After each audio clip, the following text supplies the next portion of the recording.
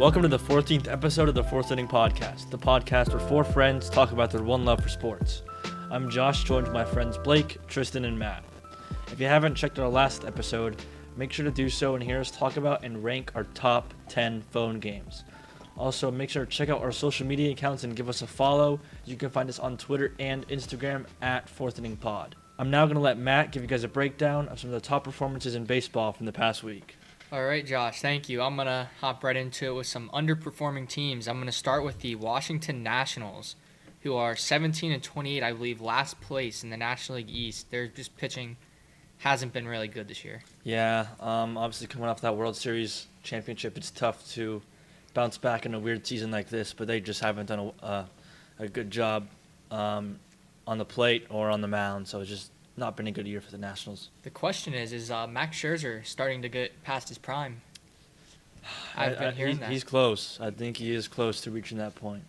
Another World Series team from last year that's underperforming is the Houston Astros, obviously. Oof. They've dipped one game under 500, 23-24. Overall, since last year, they've just fallen off in every category. They haven't been the same team. Yeah, losing Garrett Cole obviously doesn't help. But they, besides that, few bullpen pieces, they have a very similar team to what they've had the past 2 years. So it's a little bit weird to see them below the 500 mark. Yeah, but it says a lot about the team when they're on our underperforming teams and they're only one game under 500 and in the playoffs at the moment, second in the division. So, but they're definitely not doing what they can or what they should. So that's why they're here, I guess. But yeah, I agree. I think they'll probably catch a wave soon and get back over 500. I'm going to move on now to some overperforming teams. I'm going to start with the Miami Marlins, who are 24-21, and they're swinging hot bats right now. They have been the whole year, and they're in the playoffs. yeah, they're definitely overperforming. Nobody expected much from them, and probably one of their best players is really underperforming. Corey Dickerson not having a great year, but the rest of the team is stepping up, and they have pretty much no shot of winning that division, but because of the Braves. But if they keep playing baseball like they are, they might top out the Phillies for that 2 spot. All right, now I have another National League East team on here for the overperforming teams. I have the Philadelphia Phillies. They're playing some good baseball right now in a tough division. I know I probably wasn't expecting them to make the playoffs in their division, but I guess they're in right now. Yeah, they're just playing really surprising baseball, and they're getting hot. Yes, I'm going to move on now to Pitchers of the Week. One start can make an entire season for some people, and for Alec Mills, this really showed. He threw a dominant no-hitter out of nowhere against the Milwaukee Brewers. I don't even think he was supposed to be a starter. I think he's the 5th guy on the rotation. He doesn't throw hard either. He's a junk pitcher. He's never played a complete season in the major leagues. I believe he was a college walk-on. Yeah. He was. It's a good story, seeing him throw a no-hitter. I'd probably like him more if he wasn't on the Cubs. Who was it against? Brewers. The Brewers, yeah. Yeah. It's impressive stuff. Very surprising. It is impressive. It's a career start. That's a career start. Especially for a guy like that. Mm-hmm. Now we will move on to Player of the Week. It's going to be Tim Anderson. He leads the league in batting average with a .369 batting average, and he's really key to the White Sox success right now.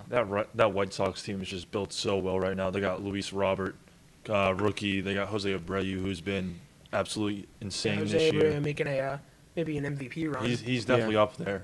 So is Tim Anderson. Yeah, of course. And obviously the pitching staff has allowed them to hang in there. So they've just been a really great team to watch. And Tim Anderson is really exciting to watch on the He's field. going for that back-to-back batting title. Yeah, that's a pretty good transition into our team of the week, the Chicago White Sox, who are 31-16, I believe, fighting for the best record in baseball right now. They're 9-1 in their last 10 games, and right now they're pulling away with the American League Central. Yeah, as I just said, they've absolutely came out of nowhere in the National League Central, and they're taking that division by storm. Obviously, ahead of the Twins and Indians, and they'll be a team to watch come playoff time, and they have a serious shot at making it to the championship. And with that will wrap up this week in baseball. And now I'll pass it on to Tristan for Let's Rank It. Thank you, Matt. Oh, no problem. Here's Let's Rank It, and today we'll be ranking our top 5 current MLB stadiums. Number 5, I'm going to go with PNC Park. Wow. 5, huh? Hot take. I've been there. Really? I've watched a Hey, game. how They about played the that? Reds a couple years back. Yeah.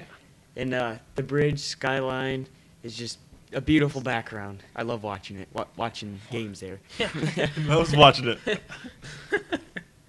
All ahead, right, Blake. and my number 5, I couldn't decide between this park and Wrigley because I couldn't keep one of these classic stadiums out, so I had to go with Fenway. I think it's just overall it's a better park than Wrigley in my opinion, and it's just classic, and you can't keep it off the list. So that's why it's my number 5. First and foremost, I want to give an honorable mention to Busch Stadium. I think it's a real.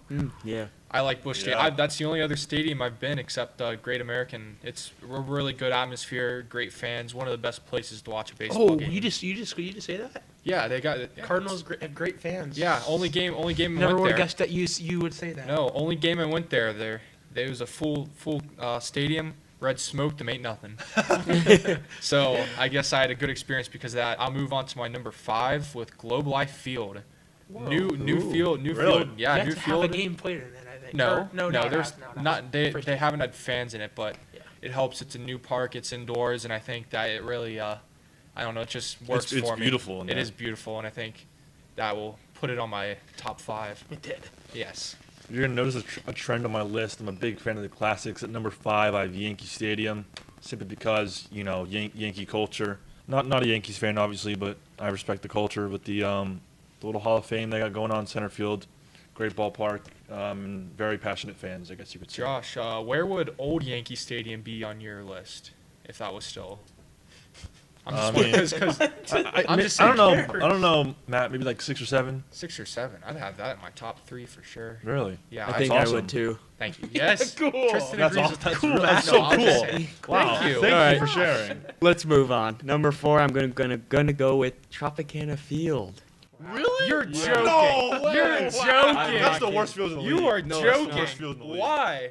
That's the worst field in Please. the league. Enlighten me, Tristan. I'm a big fan of the dome, the dome field. That's probably the worst And- dome in the league. It is the worst dome in the league. Because it's the worst It's literally, stadium. I think on every list it's ranked as the worst stadium in baseball. Well, I like the it. worst, It's one of my worst favorites. fans, worst design, worst dimensions they for the can't ballpark. fill up. Even though there's not a lot of fans, they sure do echo in the dome. They Makes- can't- makes some Oh, solid boy. loud. They couldn't fill up a stadium in the World Series. No, they couldn't. Oh, that's terrible. All right. Well, we all have our opinions, don't we? Yes, I we guess. respect Have you seen a opinions game here. there? Yes. Oh, okay. Maybe that Oh. helps your case a little bit. I've only seen a game at one place. Was it packed? So. No. It was somewhat filled. Really? Was it like 2003? Probably more than I'm sure halfway. some fans were So, there. like, More than halfway. Maybe so the like family. 10,000, 5,000. Sure. Ah, That's a sellout. That's That's pretty. a That's a sellout. sellout. With the tarps on the upper deck. Yes.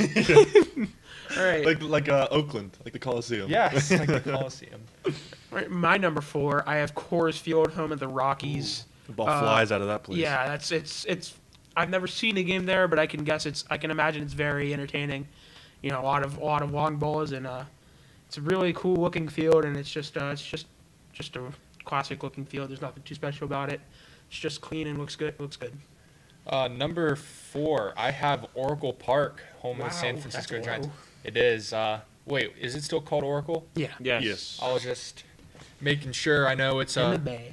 really beautiful. I believe it has the longest sellout streak in baseball, or it did at least. And In I MLB. think, yeah, and That may- I know the Indians were up there too. the weren't Indians they? were Yeah. up there for a while. And I know. That's a bit random. I was like, Yeah, San But Indians Francisco, fans it are really crazy. yeah. beautiful stadium. Tribe. Beautiful stadium, somewhat new. The bay in seen the Major League? background. I bet in the heyday of watching Barry Bonds hit absolute tanks into the water. It Must wasn't have Oracle been. Park back then. But What was it?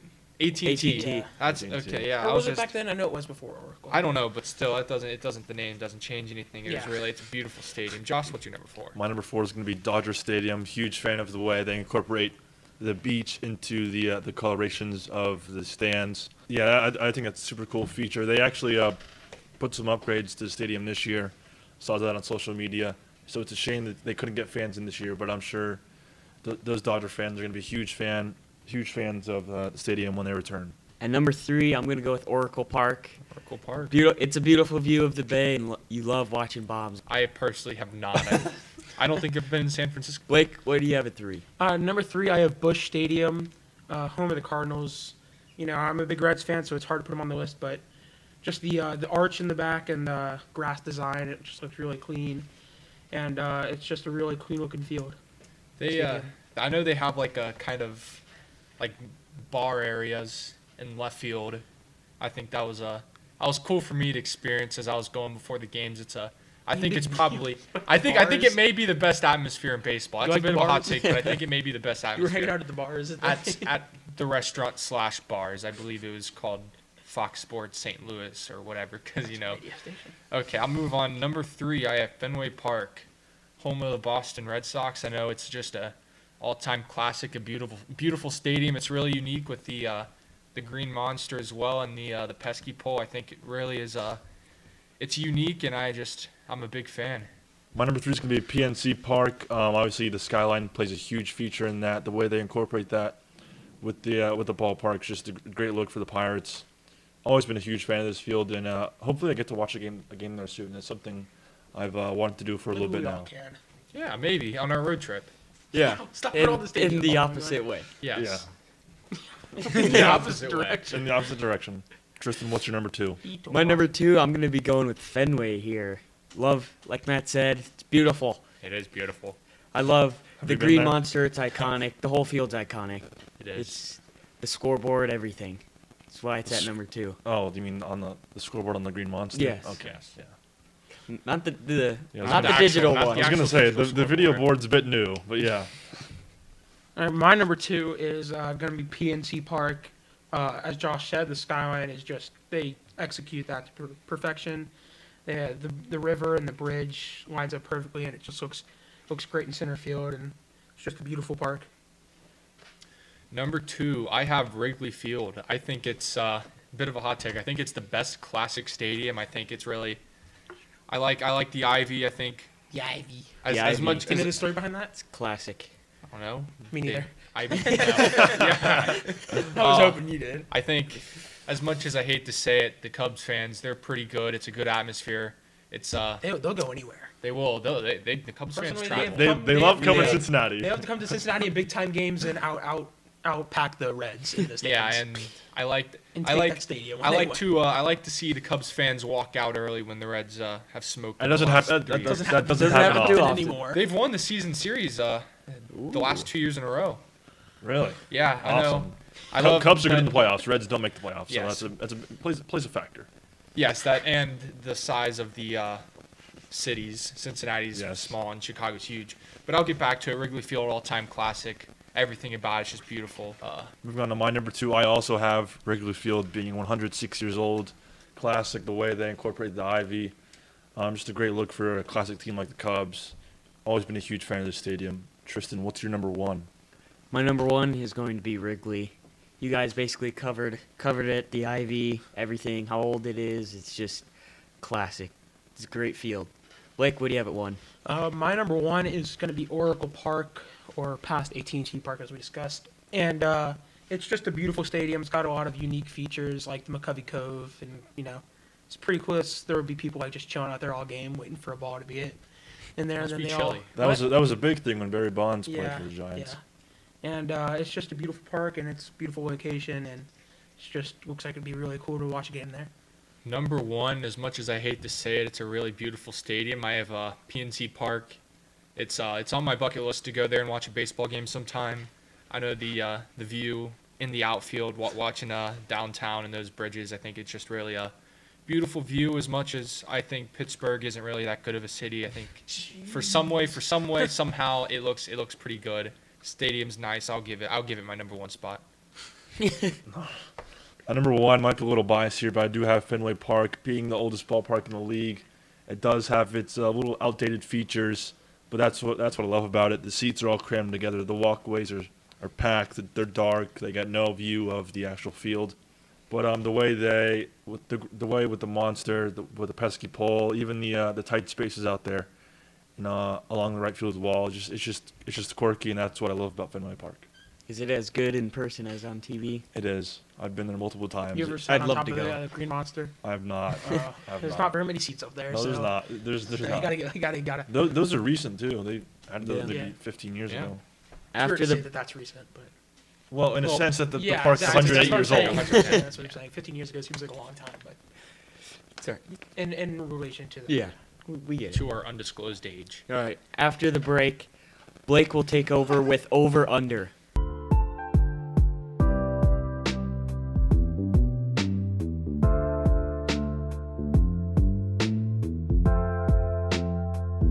Welcome back to the Fourth Inning Podcast. I'm going to take over with over/under, and today we're going to do NFL stats. So I'm going to give a stat, and you guys are going to say if you think they're going to go over that specific stat or under. So we're going to kick it off with Christian McCaffrey, and we're going to say 1,000 receiving yards by the end of the season. He got 1,005 last year, so he probably has to top his number last year to get over it. But what do you guys think, Tristan? I think he's gonna do it. Okay. Going over here. Yeah. He's gonna pull it off. Not by much. Yeah, 7 or it's 8 hard to yards. get over that. No, not 7 or 8 yards. Specific. If you want me to be specific, I'll go 27, 28 yards. Oh, Really? 1,028. Write it down, We're really folks. getting down. We'll come back later. Write it down. I'm going over here. The addition of Teddy Bridgewater to the offense, I think, is a huge help in regards to his receiving game. Last year, was it Kyle Allen? Yeah. Yeah, he was. Yeah, didn't really use the check down a lot, and McCaffrey still put up over 1,000 yards. So I think with an experienced quarterback like Teddy Bridgewater, I do see McCaffrey getting over 1,000 yards. Especially with Teddy Bridgewater coming out of New Orleans, where pretty much everybody just dumps it off to Alvin Kamara when and they just run. when they don't have a Yeah, I an think, open receiver. You guys really said it all. I think he's going to go over here. I think Teddy Bridgewater will help Christian McCaffrey get over 1,000 yards a season, and I think he should have a pretty fruitful year when it comes to yards in general. I'm actually going to disagree with you guys. I think he's going to get under because I think last year was a historic year and for him, and it was just he dominated in everything. And I don't know if he can do it again, especially with his week 1 start. He had under 100 receiving yards in that game, which I guess isn't that big of Well, a deal. I mean, they but- play 16 16 games. games. Yeah, I know, but I'm just saying. You don't need 100 a game, but I know, but I understand. But I just think that he's just barely not going to reach it. Uh-oh, there it is. Yeah, you guys know what time of the episode it is. It's Yeah. time for the joke of the The week. best part. We It's the do. best part. That's exciting. This gets so energetic. This should be. be. You got a pretty good joke this I'll- week? Is it gonna top last week's? Let's hope. Not Yeah. much of a mark. Not much of a mark to reach. It wasn't. Yeah, it was. That, you have to be impressive to get under. Yeah. Let's hear it. Okay, let's hear it. What do Michael Jackson and Bill Buckner have in common? Please tell me. I don't know. What? They wear a glove for no apparent reason. Oh boy. If you're a baseball Wait, fan, what? Do you know who Bill Buckner is? Yeah, I'm figuring out the Michael Jordan. Michael Michael Jackson. Oh, yeah, that makes more sense. I don't know. I heard Michael Jackson. and I Yeah, I'm going. can't get I'm going I get it. 4.2. I get it. That's fair. That's a fair as a Red Sox Yeah, fan. It's still a Yeah. touchy subject. I see. Not really. Okay, I so wasn't I'll really go- alive back then. I'm gonna go 3-8. Wow. Jeez. I'm gonna give it a boy. 4.9.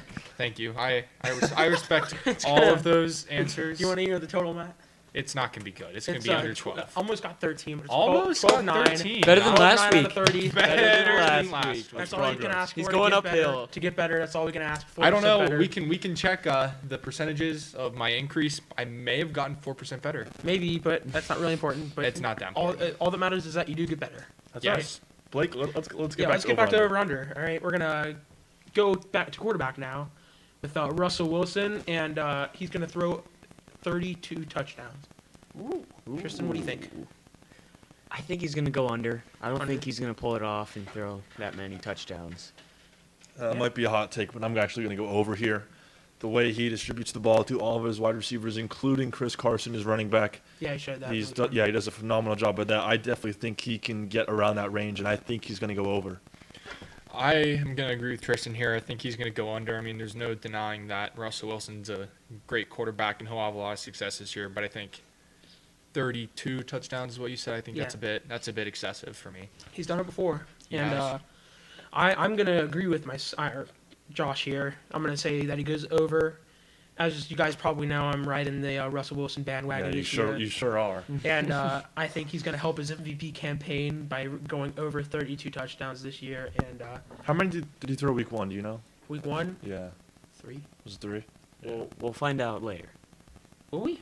What's Oh, later? we will. Sure we will. will. We will. We'll find out the Ah. exact Stay yards, Yeah, touchdowns. we Stay will. We will. We tuned. will. All right.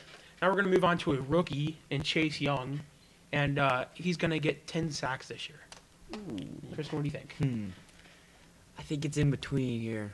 I'm gonna go under. He's only gonna come very short. good rookie. Eight or nine. He's gonna have a great rookie year. And as a Michigan fan, I don't love to see it, but I really will love to see him succeed. I'm actually going to go under as well on this. He had 1.5 sacks his first game, but he was playing against that atrocious Eagles O-line. I definitely think. Atrocious. Yes, I would say atrocious. Oh, yeah, they lost Kelsey, didn't they? Yeah, they did. Yeah, I mean, obviously, very impressive first game, but I don't think he can keep it up as a rookie, especially with no one. Especially they don't have anyone else to focus on that D line. So you could potentially see him getting double teams sometime later in the year. Yeah, that's a good point. I'm also gonna go under here. I think that Chase Young will see some double teams if he has any sort of success, because I believe in college when he got double teamed, he wasn't really doing much. No, he wasn't really a factor. And I think that's what some coaches will put into their game plan whenever they play Chase Young. I'm actually going to go over here. I think he's going to have a very similar to rookie seasons as the Bosa brothers coming out of Ohio State.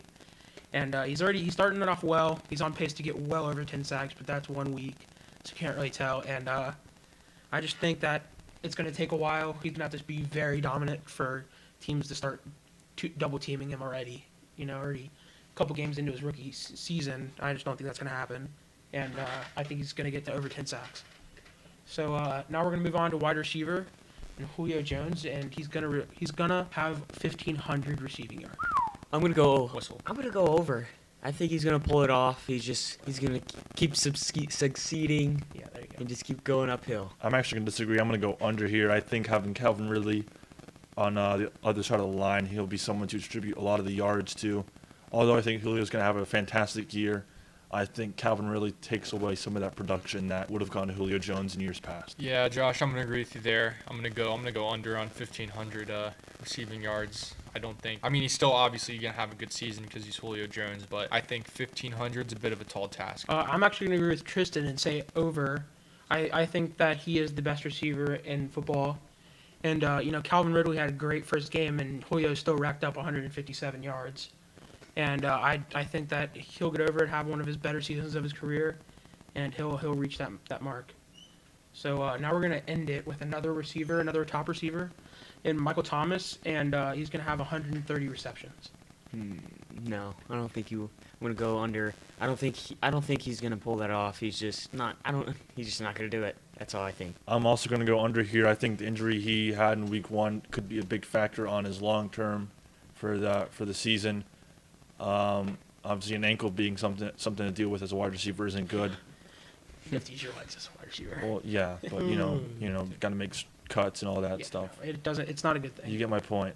I'm going to go under here for Michael Thomas, even though I think he is a phenomenal receiver. Yeah, I'm going to have to agree with both you guys. I think he will also go under. I mean, he's obviously still Michael Thomas. He's going to be a very good wide receiver. Yes, Michael Thomas will always be Michael Thomas. He will That's always. right. He's not going to change his name to like. Maybe he will. He might. Little You piece. never Like know. Chad Ochocinco. Yes, Yeah. Ocho Cinco. Michael Which- Tracy. Ocho Cinco is actually 8'5", not 85. That'd be Ochenta y Cinco, but that's my Spanish Well lesson done. for the day. Well done. work, I am man. a Good work. Spanish 2 graduate, but I'll move on. I think he will be under, but I think he'll still have a pretty solid season. I wouldn't be that worried. I think this is going to be our first agreement across the board, and I'm going to say that he's under also. I think his very poor Week 1 game, the injury not helping. But he only had 5 targets, 3 receptions. I just don't think he's going to be able to pull it back together after that. And for him to do it, he's going to have crazy game after crazy game, which we've seen him do before, so who knows, but I don't think he's going to get 130 receptions like he did last year. But that wraps it up for over-under, and now I'm going to pass it on to Josh for a new segment, Fantasy Recap. Yeah, fantasy recap. This is a new segment that we're probably going to use a little bit more. Almost weekly. Yeah, almost weekly. Something that I think will be definitely fun to talk about. But in today's episode, we will be going over the top performances in week 1. I'm going to hand the floor to Tristan, who's going to go over the quarterbacks. All right, the quarterbacks for week 1. The number 1 QB was Russell Wilson. My man. He got 31.78 points. He threw for 4 touchdowns. 4. It had There's your answer. in Yeah, 4. passed for 332 yards, but he only ran for 29. But we have to- Hey, they got the job Oh, done. darn. They got the job done. Darn. at number 2, the second QB is Aaron Rodgers. Scored 30.76 points. His interview after the game. 4 touchdown passes with 364 yards passing. He only had like 2 or 3 yards rushing, something like Doesn't that. I matter. did put Probably write it down. surprised that a lot Since of not people that did that big. with week 1. For Aaron Rodgers, I think Jordan Love motivated him a little Yeah. bit more. Drafting Jordan Love gave him that extra push. and at number 3, we got Josh Allen. Scored 28.18 points, 2 touchdown passes, a rushing touchdown, 312 yards passing, and 57 rushing. Yeah. His legs definitely help his fantasy He's got the speed, Yeah. unlike And Aaron I think he has the Rodgers. speed. He uses his legs well. And the addition of Stephon Diggs to that Yeah. offense, huge help for a young quarterback like Josh Allen. I have one final one. Lamar Jackson Lamar. scored 27.5, 3 passing, 275 yards passing, and 45 rushing. I was expecting more rushing yards out of him, but They got the You're job wrong, done. you're running they back. got He the ain't job running back. done. He is not a running back. I'd like to add an honorable mention to Tristan's, as he was on my fantasy bench. Cam Newton came out and surprised a lot of people. Oh yes, he with did. 25 plus points in his week 1. Definitely a top candidate for comeback player of the year. Yeah. Yeah. All right, now I'm gonna talk about the top performing running backs in the fantasy world. Just a disclaimer: I did these in a PPR format, points per reception. So if the scoring seems a little wrong, that's probably why. So we're gonna kick it off with Josh Jacobs, who had 35.9 and led easy among running backs. Nobody was even close. He had No. 93 yards on 25 attempts, 3 touchdowns, and he had 46 receiving yards on 4 receptions. Just a very good day for the young Josh Jacobs, and he's showing everybody that he might have a big up year for the Las Vegas Raiders now, I guess. Las Vegas Vegas. Raiders. Yeah. Good for them. It's hard to say that. I don't know why. Viva. It's different. Viva. But And that's then, why. Yeah. And my number 2 is going to be a very obvious running back, Christian McCaffrey. He had 28.4 points, Impressive. 96 yards on 23 attempts, 2 touchdowns. He had 38 receiving yards on 3 receptions, so he didn't do as much damage as he usually does on the receiving end, but he still did a lot of damage and had a really great week 1 game. Yes, he did. And now we're going to move over to Dallas with Ezekiel Elliott. He had 27.7 points. He had 96 yards, like Christian McCaffrey. On 22 attempts, he had 2 total touchdowns, 1 rushing, 1 receiving. And he had 31 receiving yards on 3 receptions. So he just had a very good week 1, and, team couldn't pull it out, but he had a great game. After his first touchdown, did you guys see his new tattoo on his belly that he showed? Yes, we Yeah. did. Yeah, I It did. was very Feed me. Yes. Feed me. He must be hungry. All right, now I'm gonna. He's always hungry. He's always eating. That's All not right, good. now I'm gonna probably gonna make Josh happy here with my last running back. Ooh. It's That Naheem guy. Hines. He had 27.3 points. It's Was very that your- surprising that he was racked. It's very surprising that he racked up that number of points on only 7 attempts. He's actually third string running back Yeah. on the team, but I think Wow. 28 yards and 7 Good for him. attempts, Yeah. 1 rushing touchdown, 1 receiving, 45 receiving yards, and 8 receptions, which really helps his score. And I'm actually going to give an honorable mention with Clyde Edwards-Helaire. Rookie, and a lot of people expected a lot from him this year, and he's showing that maybe he's going to That have was a a big week. Rookie of the Year campaign. So now I'm going to pass it on to Matt, and he's going to go over the best wide receiver and tight end performances of the week 1. Yes. All right. Thanks, Blake. I'm going to start with wide receivers. I'm going to start with Devontae Adams, who really had a day. He had 41.6 points, 14 receptions, 156 yards, and 2 touchdowns. Yeah, That's crazy game for him. pretty exceptional if you ask me. Big contributor to Aaron Rodgers for a Yes. big day. And my number 2 wide receiver is Adam Thielen. He had 31 points on the dot, 6 receptions, 110 yards, and 2 touchdowns. Touchdowns can do a lot. Not a bad day, yes. Now we're going to move on to tight ends. Dallas Goddard. Actually, it's a bit of a unknown name, for me at least. He's Somewhat. pretty well known, I'd Somewhat. say. Yeah, he's- somewhat. You know, You wouldn't think Just of behind him. Zach A big, Ertz. Yeah.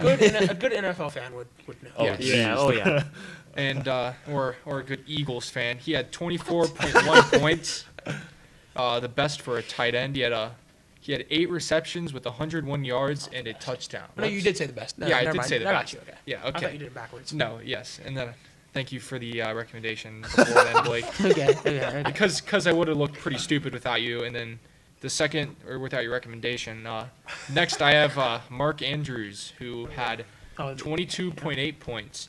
He only had 5 receptions and 58 yards, but he had 2 touchdowns, and those touchdowns can sure make a difference. Yeah, Lamar touchdowns. Jackson obviously showed that help. he.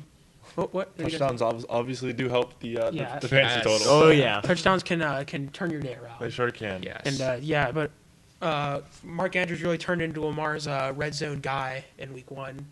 He's definitely going to him a lot, close to the end zone. Sadly, because I was facing Mark Andrews, I believe, on fantasy. That's a very shame. sad. That's It's very. It's not like you have. Before I jump into my So- defenses and kicker, I want to talk about Evan Ingram. That dude was absolutely not present. We're going to talk about disappointing. He, You bring up he Saquon was Barkley. not. Oh, yeah, Randy he had like Bullock. six Yeah, rushing yards. Aaron Didn't he? Rodgers outrushed. Big outrushed Ben. Saquon. Big Ben had Oh, more Big rushing Ben did, yards. Big Ben. Josh. I think you're gonna win if Ingram Yeah, actually. if Evan showed Ingram up. actually showed up to the football field, they would have had a shot. Well, He dropped 3 passes. One was a touchdown. I sat. That's tough.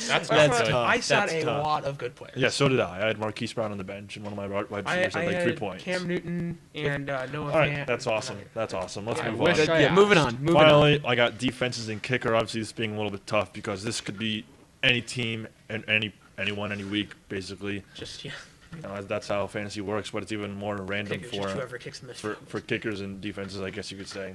Start off with defenses. I have the Saints, total of 17 points in Jeez. fantasy leagues. They actually allowed 23 points, but they had 2 interceptions, one being a pick 6, and they also recovered a fumble, that being a huge help to that Saw the that fantasy total. Tom Brady's thrown a pick 6 in 3 straight games. I saw that. So that's not good. Interesting. Not a good sign for his future. He is old. Speaking of Tom Brady, that my second defense is actually the Patriots defense. They only allowed 11 points while grabbing 3 Good for them. interceptions. That is one of the best defenses in the leagues, hands down. They got 12 points in fantasy leagues. They have a tough matchup next week against Blake Seahawks. We're gonna have to. I'm not a Seahawks fan. Are you No. wait? Are you a Patriots fan? No, I have. You made it sound like you were a Seahawks. Patriots No, fan, I have Matt. the Patriots defense on my fantasy team, and I've had them the last 2 years. And last year they really They were performed. big last They year. performed last year very well, and I just picked them again this year. And I'm just gonna ride that wave until they don't do good, which may be next week. Alrighty, moving on to the top 2 kickers now. These guys both got 12 points. I'll start off with Mason Crosby.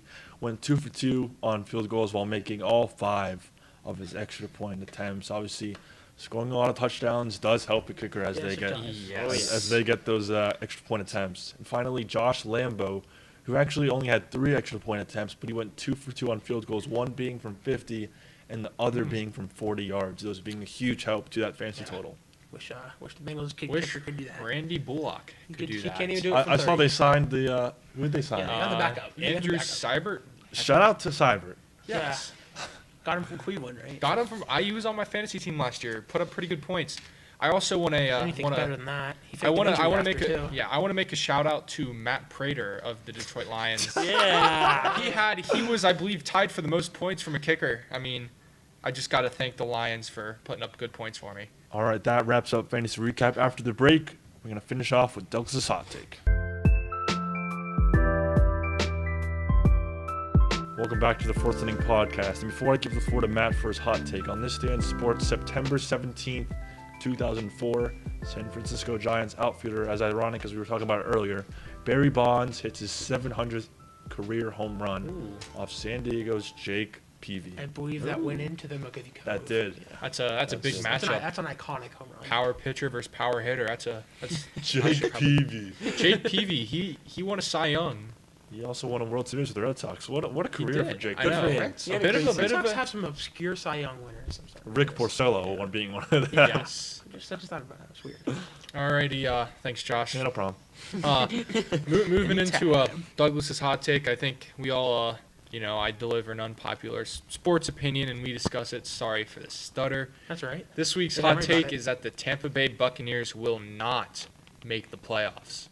Yeah, I think there's way too much hype on this team, and I don't think they're gonna do it. Just a lot of people see the big names. They're like, oh, these people used to be good.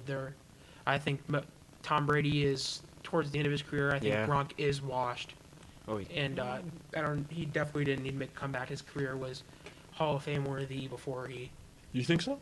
What? You think one so? of the best tight ends of all time. Yeah. Yeah, I think. So It's kind of just a toss-up question. yeah, but I think he was, and I just don't think. I think it's only hurting him by coming back, and he just didn't need to. And I just don't see them making the playoffs. Yeah, I don't think they're gonna make it either. They have so many big names on the team, Yeah. and I don't think they're gonna keep. I don't think they're gonna win and make it. With an expanded playoff this year, 7 teams from each division making, I wouldn't be shocked if they do make it. But I think if they end up making it, it'll be as a wild card, as I think the Saints are going to be at the top of this division all year. I mean, the Bucks have big names, sure, cool. That's astonishing, but I don't think that's astonishing for those guys. But I just don't think all those pieces can fit together as well as they used to. Obviously, Brady and Gronk, Leonard Fournette being tossed into that mix, Mike Yeah. Evans, Goodwin. I don't know. I think I'm not a big fan of what that offensive game plan is going to be for Tampa. I know if you had Gronk and Tom Brady 7 years ago or even 5 years ago, I'd say they'd be in the playoffs. But I think They one, were together. Tom Yeah, Brady. I would Tom- say they'll win the Super Bowl. Yeah, I'd say Couple times. A couple times. Tom Brady, just he's too old. I think he showed that last year. He started to struggle a bit with New England. I know he didn't have as many weapons, but still he was struggling a bit, throwing a few more interceptions. And I think Gronk, he has. I love the guy, but he has absolutely no business trying to make a comeback. Yeah. I mean, he's Yeah, just stick to that's those nacho commercials that he does. And he does some weird game show now. That's Yeah, It's not yeah. that entertaining. What's it called? I I'm forget. not sure. Because it's not entertaining. I've watched it once in Serena Williams was on it with him, and it was just. I got to be honest, it was just not entertaining. That's why I didn't watch the next episode. I think I've seen that as well. I'm trying to. It's called Game On. Yeah, Yeah, that's it. Game That's On. Team. it. It's Game called On. like Team Gronk and Team someone. Mhm. I watch game shows as you Team all Gronk, may, Team Brady. Yeah, as you all may know, I watch game shows a lot, and I'm not a big So fan of that game show. That's a bit off topic though. I would rather have No, Gronk. that's okay. I'd rather have Gronk stick to his game shows, his Yeah. subpar game shows, instead of trying to make a comeback in the NFL and embarrassing himself. What I think was quite funny about Gronk, he was like 3rd or 4th tight end on fantasy boards this year, Yeah. which is Yeah. absolutely absurd. That's 'Cause crazy. The dude hasn't played football in 3 years, and all of a sudden he's better than Zach Ertz and all these guys. So Yeah, I it's just thought that was nuts. Yeah, and it's not always a recipe for success when you get a lot of big names and big players together. Everybody's trying to be that top dog, and they're trying to be because they've all played their careers being that guy, the main guy, and now they're all having to spread the ball out, get it to other people, and I just don't think they'll be able to utilize all their weapons. Yeah, their egos may be a bit of a problem. That may be a bit of a locker room cancer kind of situation. I've heard a few former Patriots saying that Tom Brady was bad in the locker room and he was like toxic. Have you guys heard of that? I have No, I not, have but not. I No. just from his on-field emotions last year, I could just tell he kind of just wanted to check out. It really looked Yeah. like he didn't want to be there, honestly. It's a bit un-Tom Brady like, but I think he's getting older and I think it's showing. Yeah, I mean, I think the Bucks are going to be fine. They're not going to be like a 4-12 team, No. but I don't think they're going to be this 13-3 team, this 12-4 team that World everyone's beaters, talking yeah. about. I wouldn't be surprised if they go 8-8, 9-7, 10-6. Obviously, 10-6 not being terrible, but not living up to the standard that they were proclaimed at to come into the season. Yeah, I think it's probably maybe a good time to go through our final thoughts right now. Blake, you may start. I don't think they're making it, and if they do, they're gonna squeak in. I think they can put together quite a couple wins, have a decent year, but they're not gonna be a top contender like the Chiefs or the 49ers or a team like that. Or this like year. the Saints. Yeah. And I just don't. I think there's way too much hype, and it needs to die down. I don't think that they're gonna make it, but I won't be surprised if they get the wild card and barely get in. I just don't think that they're gonna do good, like really, really good, and they'll finish 500 or 1 or 2 games above 500. I actually think they will make the playoffs, being a wild card spot. One team from each division making it with the extended playoff obviously gives them a help. Saints, I think, are honestly going to run away with this division. I think the Saints get 13, 12 wins. And I'd say the Buccaneers got around 8 or 9. So I'm going to say they'll make it wild card spot, and I think they get eliminated early. Alrighty, and with that will wrap up the 14th episode of the Fourth Inning Podcast. We hope you like this week's episode, and we hope you tune in for next week. Remember to like, subscribe, comment, follow all of our social medias, and last but not least, remember to get 4% better every day. See ya.